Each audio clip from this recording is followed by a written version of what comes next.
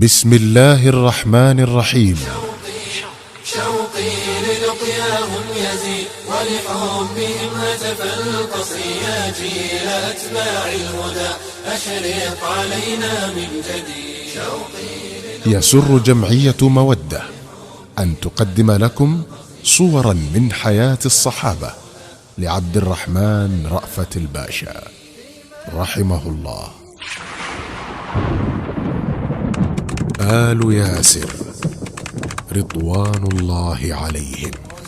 هم قادة الدنيا فمن قادوا ولا عرفوا المحيط. هم أسوة الإنسان في الأقوال والفعل السديد. لا ليس نرضى أن ينالوا من قريب. في ذات صباح رطيب الأنداء معطر الأجواء، بلغت إحدى القوافل القادمة من اليمن مشارف مكة، فلما أطل ياسر بن عامر الكناني على الكعبة المعظمة بهره سناها، وصفق قلبه فرحا برؤياها، إذ لم تكن عيناه قد سعدتا بمشاهدتها من قبل. لم يكن قدوم ياسر إلى مكة للتجارة كما كان شأن رجال القافلة، وإنما قدم إليها هو وأخواه الحارث ومالك ليبحثوا عن أخ لهم فقدوه منذ سنوات ولم يقفوا له على أثر. انطلق الفتية الثلاثة يبحثون عن أخيهم في كل مكان ويسألون عنه كل جماعة، حتى إذا يئسوا من لقائه اختلفت وجهاتهم. أما الحارث ومالك فعادا إلى مراتع الطفولة ومرابع الصبا في اليمن السعيد، وأما ياسر فجذبته مكة إليها وأغرته بأن يتخذ لنفسه منها مقاما ووطنا. لم يكن يعلم ياسر بن عامر الكناني حين اتخذ قراره هذا أي مجد كتب له، ولم يكن يدري أنه دخل التاريخ من أوسع أبوابه، وأنه سيأتي من صلبه فتى يزدان به مفرق الدنيا كلما أحبت أن تتزين للناس. غير أن ياسرا لم تكن له في مكة عصبية تحميه ولا أسرة تمنعه، فكان لا بد لغريب مثله من أن يحالف سيدا من سادات القوم ليتمكن من الحياة آمنا مطمئنا في ذلك المجتمع الذي لا مكان فيه للضعفاء. فما كان منه إلا أن حالف أبا حذيفة بن المغيرة المخزومي. رأى أبو حذيفة في ياسر من كريم الشمائل ونبيل الخصائل ما حببه إليه، فزوجه من أمة له تدعى سمية بنت خباط.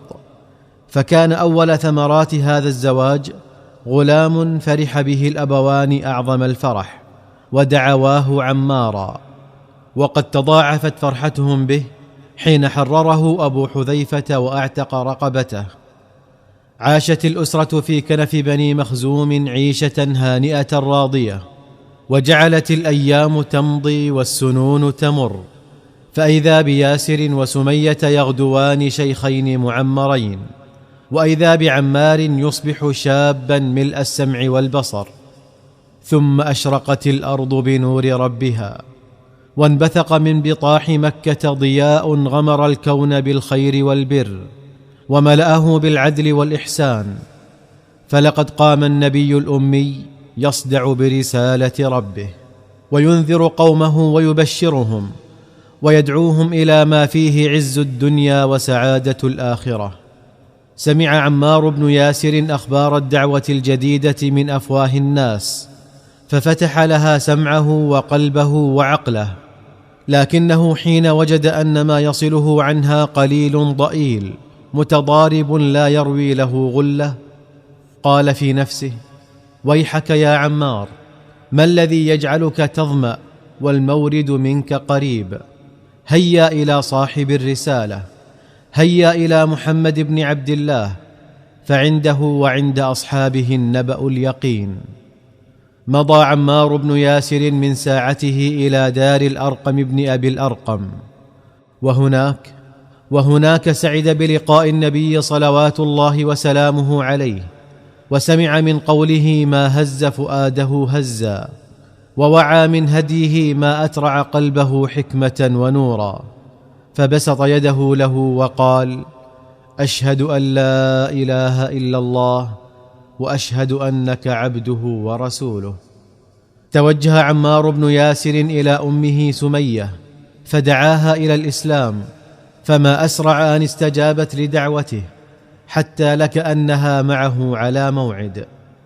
ثم اتجه إلى أبيه ياسر فدعاه إلى ما دعا إليه أمه، فلم يكن أبوه أقل استجابة من أمه، فانضم إلى موكب النور بإسلام هذه الأسرة المباركة 3 كواكب ما يزال ضياؤها يغمر قلوب المؤمنين إلى يومنا هذا، وسيظل كذلك بإذن الله حتى يرث الله الأرض ومن عليها.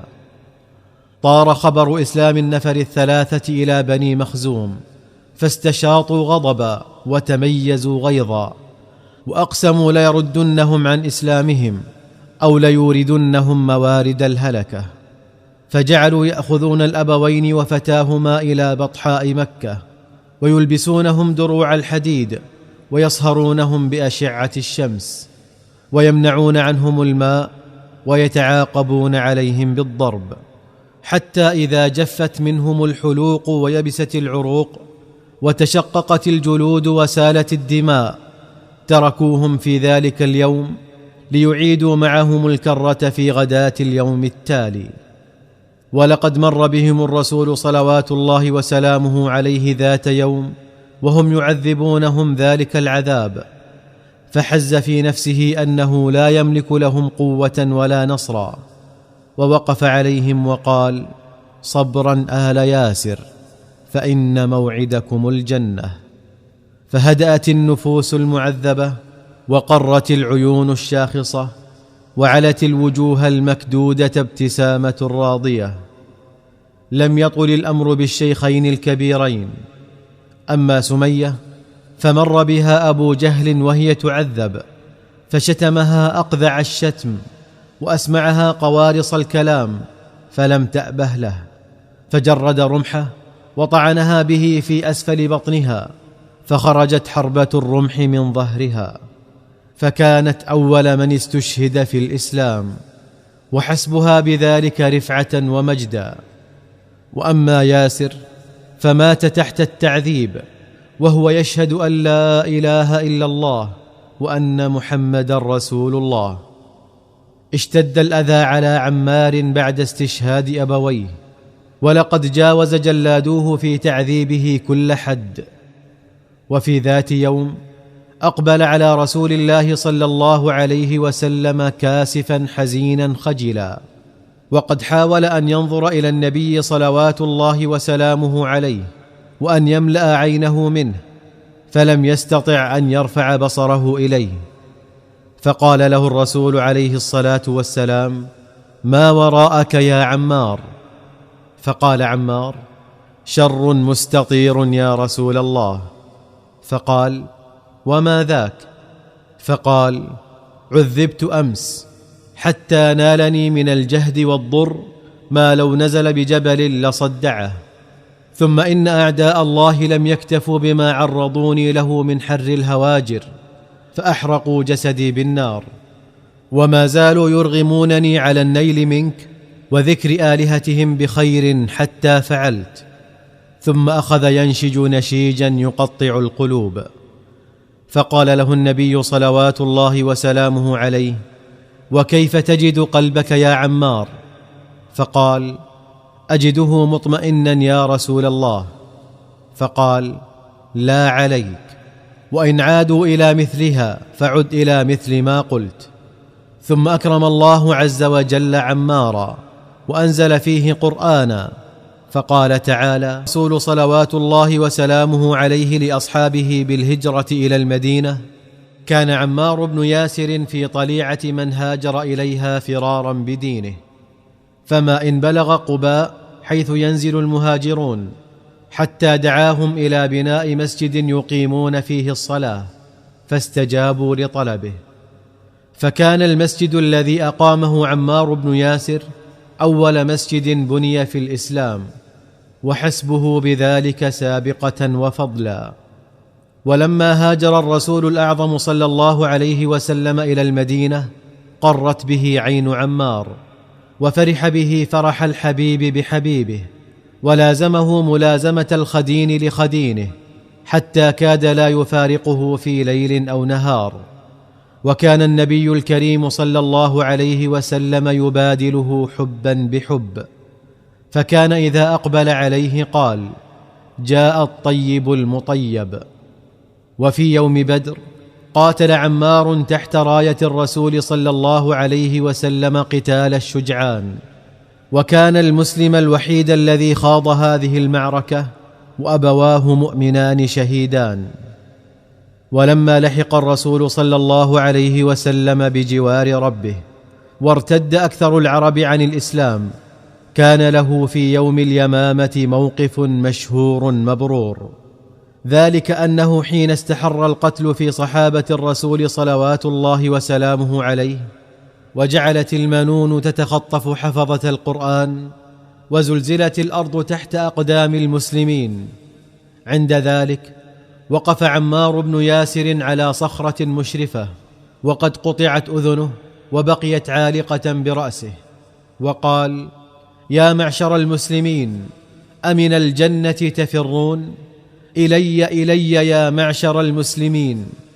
ثم مضى أمامهم وأذنه تتذبذب على صفحة خده، فحملوا بحملته حتى قتل مسيلمة الكذاب، وطفق الناس يعودون إلى دين الله أفواجا بعد أن خرجوا منه أفواجا.